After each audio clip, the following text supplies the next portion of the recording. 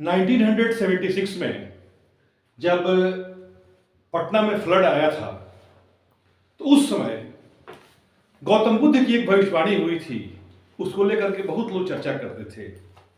गौतम बुद्ध जिनका महापरिनिर्वाण 483 बीसी में हुआ था, उस समय पाटलिपुत्रा शहर का नींव रखा गया। और जैसा कि पाली टेक्स्ट के दिग् निकाय के सेकंड वॉल्यूम में एक लाइन है कि इदम अग्नगरम भविष्यति पाटलिपुत्रम पुट भेदनम। ये जो पाटलिपुत्र शहर है यह भविष्य का अग्र नगर होगा और आर्य जहां भी निवास करते हैं उसमें एक प्रसिद्ध नगर होगा या पुट भेदन होगा, जहां की बड़े बड़े गांठ खोले जाएंगे। इस ढंग का सेंटेंस पाली टेक्स्ट में आया हुआ है। तो कुछ जब बाढ़ आया तो लोगों ने कहा कि गौतम बुद्ध ने भविष्यवाणी की थी कि पटना शहर को आग से, पानी से और उस समय की जो आंतरिक कलह होगा इससे हमेशा खतरा रहेगा। लेकिन एक पॉजिटिव बात जो उन्होंने की थी, जिस समय फाउंडेशन रखा गया था पाटलिपुत्र शहर का 483 में अजातशत्रु के टाइम में, तो उस समय जो पॉजिटिव भविष्यवाणी की थी उन्होंने कि यह अग्र नगर होगा। इसको लोग तो भूल जाते हैं, अक्सर सकारात्मक बातें लोग भूल जाते हैं। लेकिन जब खास करके आज से लगभग 250-250 साल पहले ये एक विवाद का विषय बना रहा कि पाटलिपुत्र आखिर है कहां।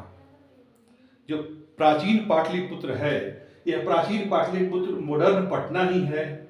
लेकिन ये साबित होने से पहले कई हिस्टोरियन, जिसमें रेनल्ड्स भी थे, जिसमें विलियम जोन्स भी थे, और विलियम जोन्स का टाइम हो गया 1785-90 का टाइम हो गया जब एशियाटिक सोसाइटी ऑफ बंगाल का फॉर्मेशन हुआ था 1784 में।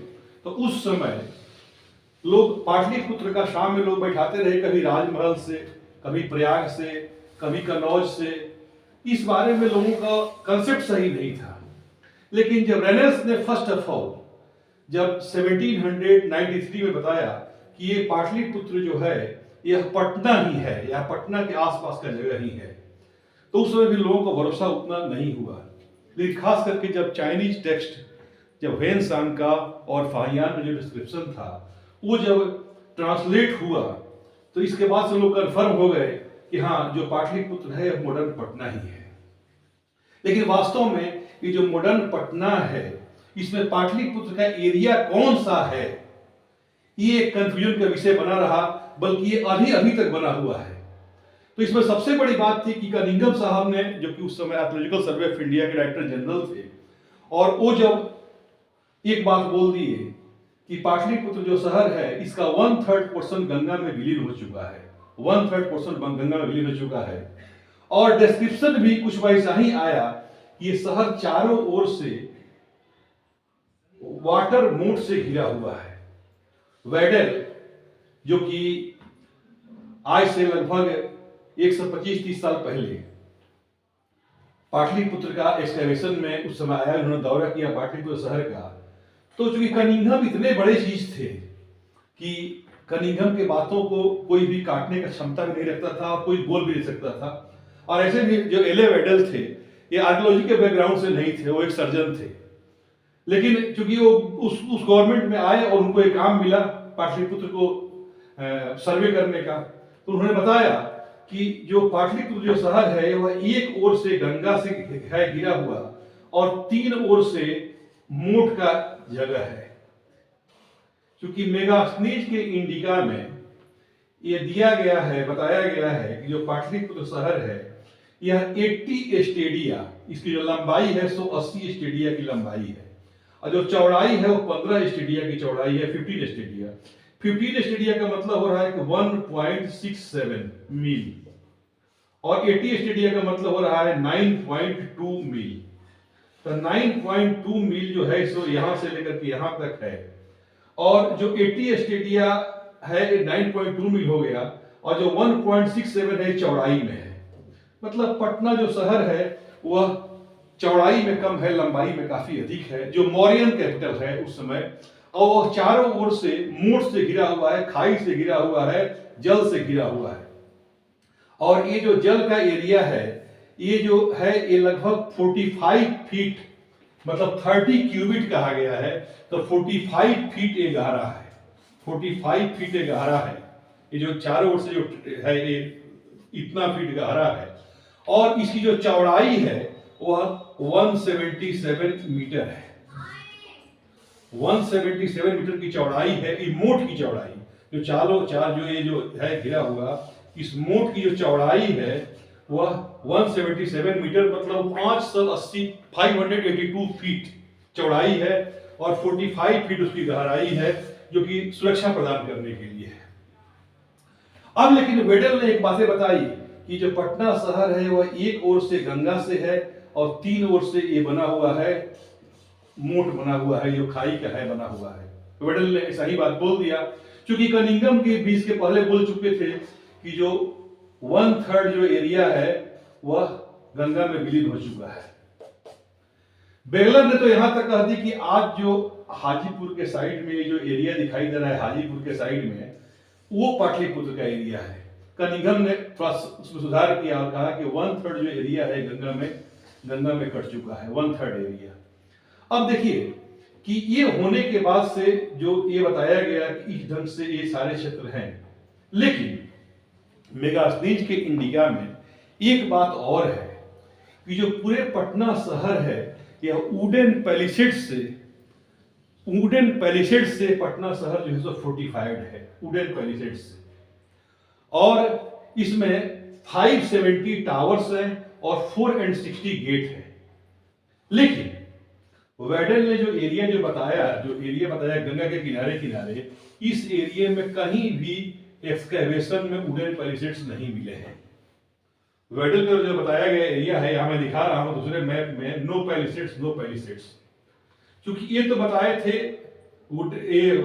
एले वेडल कि ये जो क्षेत्र है यही पाटलिपुत्र का क्षेत्र है, ये जो क्षेत्र है यही सारे पाटलिपुत्र के क्षेत्र हैं, ये सारे पाटलिपुत्र के क्षेत्र हैं, ये सारे पाटलिपुत्र के एरिया है, उनका यही कहना था। लेकिन मैं अपने रिसर्च के दरमियान पाया कि यहाँ पर कहीं भी वुडन पैलिसेड्स नहीं मिले हुए हैं। और पटना में लोहानीपुर में, कंकड़बाग में, नया टोला में, दाऊद बीघा में, संदलपुर में, गुसाई खंड में, आपको तुलसी मंडी में, महाराज खंड में, मंगल तालाब में, ये सारे एरिया जो है यहाँ पर वुडन पैलिसेड्स मिले हुए हैं। तो पहली बात कि जो एले वेडल कहे थे कि इस एरिया को पटना पाटलिपुत्र मान लिए थे, तो ये एरिया पाटलिपुत्र का नहीं है। जो आज के डेट में जो अशोक राजपथ का एरिया है वह पाटलिपुत्र मौर्यन कैपिटल का एरिया ये नहीं है। दूसरी बात कि अब जो सारे पैलिसेड्स हैं इधर मिल रहे हैं, बल्कि लोहानीपुर से लेकर के मंगल तालाब तक मिले हुए हैं, तो ये सारे जो एरिया है यही मौर्यन कैपिटल का एरिया है। इसके सपोर्ट में और सारी बातें हैं, जैसे हम देखते हैं कि वेनसांग अपने डिस्क्रिप्शन में लिखते हैं कि मैं जब पटना गंगा नदी को पार किया तो पार करने के बाद से मैं 1 योजन तक चला, तब मैं मौर्यन सिटी में पहुंचा। वेनसांग कहते हैं कि मैं गंगा पार करने के बाद से साउथ के ओर 1 योजन चला, तब मैं मौर्यन सिटी पहुंचा। इसका मतलब कि गंगा के किनारे पाटलिपुत्र उस समय का नहीं था। स्पष्ट हो गया। दूसरी बात कि पतंजलि के महाभाष्य में अनुगंगम शब्द नहीं आया है। पतंजलि के महाभाष्य में मतलब गंगा के किनारे पटना बसा हुआ है, ऐसा पाटलिपुत्र के लिए अनुगंगम शब्द नहीं आया है। पतंजलि के महाभाष्य में अनुशोनम शब्द आया हुआ है कि सोन के किनारे पाटलिपुत्र है। अच्छा, एक चीज है कि अगर अनुशोनम च अनुगंगम रहे तब भी कोई विवाद नहीं है, कोई दिक्कत नहीं है, लेकिन स्पष्ट रूप से पतंजलि के महाभाष्य में अनुशोनम वर्ड आया हुआ है, अनुगंगम नहीं आया हुआ है। अनुशोनम च अनुगंगम ऐसा भी नहीं आया, केवल अनुशोनम ही वर्ड आया हुआ है। जैसे बनारस के लिए अनुगंगम आया हुआ है, लेकिन पाटलिपुत्र के लिए अनुशोनम ही आया हुआ है। तो इससे एक निर्विवाद रूप से बातें साबित हो रही है कि जो मौर्यन कैपिटल है, जो मौर्यन का रॉयल प्रोटेक्टेड एरिया है, वह अशोक राजपथ का एरिया नहीं है, वह यूनिवर्सिटी का एरिया नहीं है, वह अंटा घाट का एरिया नहीं है, या किनारे किनारे गंगा का जो पूरे एरिया है दीदारगंज तक का, वो एरिया अशोक राजपथ का जो एरिया होते हुए दीदारगंज तक का जो एरिया है, ये एरिया नहीं है। अच्छा, उस समय का जो मोट है, उस समय जो ये मोट कह रहे हैं, जो मोट आपको दिखाई दे रहा है, यहां से सपोज कीजिए कि ये रेलवे लाइन गुजर रहा है, रेलवे लाइन गुजर रहा है, तो रेलवे लाइन के दोनों ओर ये मोट का एरिया है। और यही आज के डेट पे भी पटना के रेनी सीजन में पटना के वाटर लॉगिंग के लिए जो आप देख रहे हैं हम कि यहाँ पर लंगर टोली, मछुआ टोली, आपको रामपुर, मुसल्लरपुर हाट, ये सारे जो किनारे किनारे जो सारे पानी लगते हैं नाला रोड के एरिया में, तो इस वाटर लॉगिंग के पीछे भी मुख्य कारण यही है कि मौर्यकालीन यह मोट का एरिया है। दूसरा, यहाँ कंकड़बाग से लेकर के पूरे जाला के एरिया तक, दीदारगंज तक भी यही मोट का एरिया है, इसके चलते कि यहाँ पर वाटर लॉगिंग हो रहा है ड्यूरिंग रेनी सीजन। तो Mauryan moat is the main reason for water logging of modern Patna, क्योंकि उसी एरिया में लोगों ने अपना घर बना लिया। दूसरी बात कि ये तो अब हम एक रिसर्च के दौरान, क्योंकि इस टॉपिक पर खुद मेरा पीएचडी किया हुआ है, मैंने इस रिसर्च के दरमियान पाया कि यहाँ पैलिसेड्स का नहीं मिलना। दूसरा, जो भी वेडल ने कहा था कि गंगा एक ओर से गंगा और तीन ओर से मोट का एरिया है, तो मैंने स्पष्ट पाया इसके पक्ष में, मतलब वेडल के कथन के विरुद्ध में या कनिंघम के विरुद्ध में कई बातें स्पष्ट हो रही है। कि पहली बात कि गंगा के किनारे किनारे मोट का, गंगा के किनारे किनारे पैलिसेड्स का नहीं मिलना। 14 जगह पैलिसेड्स मिले हुए हैं जो कि इस एरिया में मिले हुए जो काफी दूर है। दूसरी बात कि वेनसांग का यहां से एक योजन चलने के बाद से मौर्यन कैपिटल पहुंचना। तीसरी बात कि अनु सोनम वर्ड आना, अनुगंगम नहीं आना। चौथी बात यह है कि यहां पर जो कुम्हरार है, जो कुम्हरार जो जगह है यहां देख रहे हैं, तो यहां पर वुडन स्टेयर्स मिले हुए हैं। जो कुम्हरार है इसको लंबे समय तक पैलेस का जगह मानते रहे लोग, इसको पैलेस का, मौर्यन पैलेस लोग मानते रहे कुम्हरार को, कुम्हरार का जगह इसको लोग मौर्यन पैलेस मानते रहे लंबे समय तक। लेकिन जब इसका स्ट्रक्चर पाया गया तो ये तो 80 पिलर्ड हॉल है, और ये जगह जो है सो अशोकाराम है, जहां के 3rd बुद्धिस्ट काउंसिल हुआ था। तो अब यह निर्विवाद रूप से साबित हो चुका है कि जो कुम्हरार का जो जगह है वो मौर्यन पैलेस का जगह नहीं है, बल्कि यह 3rd बुद्धिस्ट काउंसिल का जगह है। अच्छा, यहाँ पर जो स्टेयर्स मिले हुए हैं, लकड़ी की जो सीढ़ियां मिली हुई है, तो सोन का कोई ना कोई पार्ट यहाँ से वाटर से कनेक्टेड ये जगह था, जो कि सोन का से कोई ना कोई कनेक्शन था इसका। क्योंकि यहाँ पर जो भी हमारे उस समय के मॉन्क या जो भी भिक्षु जो भी लोग आए होंगे तो इसी जल मार्ग से आए हुए होंगे, तो ऐसा इस ढंग से यहाँ से वाटर कनेक्शन कुम्हरार का है। तो हम इस रूप में देख रहे हैं ये सारे जो एरिया है यही royal protected capital area of Maurya Pataliputra है। और वुडन पैलिसेड्स के आधार पर हम कह सकते हैं to see wooden palisades is helpful in demarcating the royal protected area of the Maurya Pataliputra. तो जो मौर्यन कैपिटल का एरिया है वहां वुडन पैलिसेड्स के आधार पर हम ये मान लेते हैं कि ये एरिया जो है सो मौर्यन कैपिटल का एरिया है, और ये एरिया नहीं है, ये एरिया नहीं है जो गंगा किनारे किनारे है। ये स्पष्ट रूप से हो गया, क्लियर हो गया। अब इसमें एक चीज और है कि अगर ये पैलेस नहीं है तो फिर पैलेस है कहां?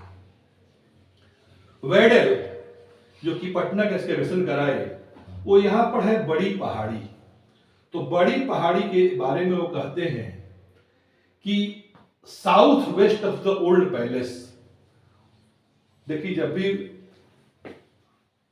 जो वेडल बात कर रहे हैं तो हमेशा इंडिया में जो भी एक्सकेवेशन हो रहा है तो चाइनीज अकाउंट से लोग लेते हैं, और उसमें भी फाहियान को नहीं लेते हैं बल्कि वेनसांग को लेते हैं। तो वेनसांग कहता है कि ओल्ड पैलेस के साउथ और वेस्ट में, यहां अगर मान लीजिए कि ओल्ड पैलेस है तो south west of the old palace raja Ashoka made 10 caves for Upagupta and arhat by intervention of जेनाई। अब देखिए कि ओल्ड पैलेस कहने का मतलब है कि एक पैलेस तो गुप्ता का पैलेस होगा जो कि न्यू पैलेस होगा, और दूसरा पैलेस होगा जो कि मॉडर्न पैलेस होगा जो कि ओल्ड पैलेस होगा। तो south west of the old palace, ये साउथ वेस्ट हुआ old palace. Raja Ashoka made, Ashok ने बनाया था, अरहत और उपगुप्त के लिए यहां पर ड्वेलिंग बनाया था, आवास बनाया था। तो यहां पर आवास बनाया था, इसका मतलब यह हुआ कि नॉर्थ ईस्ट ऑफ द बड़ी पहाड़ी पैलेस सिचुएटेड। तो अब जो ये पहाड़ी गांधी सेतु का जो ये रोड हुआ, जो कि आज के डेट में गांधी सेतु का जो ये रोड हुआ जो गंगा पर है, इसे जो पहाड़ी का जो एरिया जो ये जो रोड जो कनेक्ट करता है, यहाँ के ईस्ट में, यहाँ कहीं ना कहीं उस शीतला मंदिर का एरिया हो, उसके आगे का एरिया हो, कहीं ना कहीं पहले से यहाँ पर सिचुएटेड है। अब वो अगर मान लीजिए कि आज रिमोट सेंसिंग से या किसी भी रूप में करके सैटेलाइट पिक्चर से, सैटेलाइट के सहारा से अगर लिया जाए तो ये सब एरिया में कहीं ना कहीं पहले से मिल सकता है। ये सब एरिया पहले से का है और कुम्हरार असेंबली हॉल का एरिया है। तो इस रूप में हम ये देखते हैं। दूसरी बात कि मौर्यन हिस्ट्री का सोर्स है अशोका का इंस्क्रिप्शन, कौटिल्य का अर्थशास्त्र और मेगास्थनीज की इंडिका। मेगास्थनीज अपने इंडिका के मामले में कई जगह पर उनकी गलतियां पकड़ी गई है, चाहे वो सोशल स्ट्रक्चर का बात हो या सोशल इंस्टीट्यूशन का बात हो, चाहे आपको उस समय का सोसाइटी का बात हो, या और कई भी डिस्क्रिप्शन मेगास्थनीज का प्रश्न लगा रहा है। मौर्यन सिटी एडमिनिस्ट्रेशन, जो मौर्यन सिटी एडमिनिस्ट्रेशन है, उन्होंने जो बातें लिखी कि जो 30 मेंबर्स के जो भी बोर्ड हैं, 6 बोर्ड ऑफ 30 मेंबर्स, जो कि उन्होंने पटना शहर का ही एग्जाम्पल दे दिया, जिसको कि मौर्यन सिटी के बारे में लोगों ने मान लिया कि मेगास्थनीज ने जो कहा वही सही है, क्योंकि मेगास्थनीज प्रत्यक्षदर्शी थे। मैं रिसर्च कर रहा था पाटलिपुत्र पर और मैंने इस चीज को पाया कि जब देखा कि मेगास्थनीज के कई जगह पर प्रश्न उठ रहे हैं उनके इंडिका के आधार पर, उस समय का सोसाइटी, उस समय की कई बातें, उस समय का टैक्सेशन या कई चीजों पर जब शक के दायरे में है, तो मैं सिटी एडमिनिस्ट्रेशन में उस समय एंशिएंट ग्रीक का मैं पढ़ना शुरू किया। तो बिल ड्यूरेंट की जो बुक है, वो जो रॉकफेलर सेंटर से निकली हुई है, Simon and sister Rockefeller Center से, जो सेकंड वॉल्यूम है ग्रीक सिविलाइजेशन का, तो मैं देखने लगा कि उस समय यूनान में क्या होता था। तो यूनान में किसी भी शहर के एडमिनिस्ट्रेशन के लिए 360 लोगों को चुन लिया जाता था और 360 लोगों को हर महीने के लिए 30 आदमी को, 30 आदमी को हर महीने के लिए प्रशासन के लिए चुन लिया जाता था। 30 आदमी मिलकर के शहर को चलाएंगे और इन लोगों की कमेटी होती थी वही 6 बोर्ड ऑफ 30 मेंबर्स। तो मुझे तो ये लगता है कि बहुत हद तक खुद ये कहीं प्रभावित नहीं हो गए हो यूनानी उस समय के लिए प्रशासन से, क्योंकि वहां से आए हुए थे मेगास्थनीज। और मेगास्थनीज वही जो मैं पढ़ा था रॉकफेलर सेंटर की जो बुक है ग्रीक सिविलाइजेशन पर, जो सेकंड वॉल्यूम है बिल ड्यूरेंट की लिखी हुई है, तो उसमें 360 लोगों को इलेक्ट किया चुना जाता था और वही लोग एक एक महीने के लिए 30 आदमी, तो 30 आदमी मल्टीप्लाइड बाई 12 में 360 होता भी है। तो 360 लोग ही पूरे शहर का एडमिनिस्ट्रेशन साल भर देखते थे। तो हो सकता है कि मेगास्थनीज पर इसका भी प्रभाव आ गया हो। अगर हम पाटलिपुत्र के टोपोग्राफी को देखते हैं तो स्पष्ट रूप से हमको दिखाई देता है कि पटना शहर जो भी है 4 पार्ट में हमको डिवाइडेड दिखाई देता है। लोहानीपुर में देखिएगा तो ऐसा ही वाटर लॉगिंग है और वहां से लेकर के और संदलपुर तक जो रामकृष्ण कॉलोनी के एरिया है वहां पर देखते हैं कि वहां पर आपको ये एरिया दिखाई देता है कि एक पार्ट हो गया। दूसरा पार्ट हम देखते हैं पश्चिम दरवाजा का, ये दूसरा पार्ट हो गया। तीसरा पार्ट हो गया पूर्व दरवाजा का और वहां चौथा पार्ट हो गया दीदारगंज का। और कौटिल्य अपने अर्थशास्त्र में खुद लिखते हैं कि 4 स्थानिक के तहत शहर के 4 भाग में टैक्स का कलेक्शन होता था। उसके तहत स्थानिक के नीचे गोप होते थे और गोप लोग हर तरह के स्त्री हुए, पुरुष हुए या हर तरह के जो भी सेक्शन के लोग हैं उन लोगों का विवरण रखते थे और इस आधार पर टैक्स का वसूली होता था। तो मुझे तो ये भी लगता है कि अगर ठीक से अगर एडमिनिस्ट्रेशन पर विचार किया जाए तो हो सकता है कि कौटिल्य की प्रासंगिकता आज मेगास्थनीज से अधिक हो रही है। तो इसमें मैं समझ करते हुए बता रहा हूं कि पहली बात कि मौर्यन पैलेस जो है कहीं न कहीं पहाड़ी गांधी रोड से इस साइड में है। दूसरा कि अशोक राजपथ का एरिया रॉयल प्रोटेक्टेड एरिया का हिस्सा नहीं है, जो कि वेडल लंबे समय तक मानते रहे हैं और वेडल के कहने पर लंबे समय तक लोग भी मानते रहे, हिस्टोरियन भी मानते रहे। तीसरा कि 4th part division of Pataliputra creates question mark on city administration of Megasthenes. तो ये सारे बिंदु हैं जो कि इस पर और काम करने की आवश्यकता है। और पाटलिपुत्र शहर जो कि लगभग 1000 ईयर्स तक इंडिया के सारे गतिविधि का केंद्र रहा, तो ये एक इम्पोर्टेंट टॉपिक है, इसलिए मैं चाहा कि आप लोगों को इससे अवगत करा दूं। इन्हीं शब्दों के साथ थैंक यू।